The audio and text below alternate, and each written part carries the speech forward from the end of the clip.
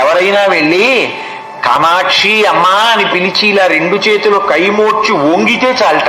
వంగినంత మాత్రం చేత బిడ్డ నేనున్నాను రా అని అనుగ్రహిస్తుందట. అంతటి కరుణామూర్తి ఆవిడ. అందరు తల్లులు తమ బిడ్డల్ని పెంచడానికి పాలిచ్చి పెంచుతారు. కానీ పార్వతీదేవి అందిట, అందరికీ ఉన్నట్టు నాకు ఒక్క బిడ్డడు కాదు, ఈ లోకమంతా నాకు బిడ్డలే. కాబట్టి నాకు నా భర్త ఆదేశించాడు, నువ్వు వెళ్ళి భూమి మీద తపస్సు చేస్తే భూమి యొక్క గొప్పతనం పెరుగుతుంది. అంతేకాదు, ధర్మం ఎంత గొప్పదో తెలియాలి. తెలిసో తెలియకో పరమేశ్వరుడి కన్నులు మూసింది, సర్వజ్ఞావుడికి తెలియదా? కానీ తపస్సు ప్రాయశ్చిత్త రూపంలో చెయ్యి.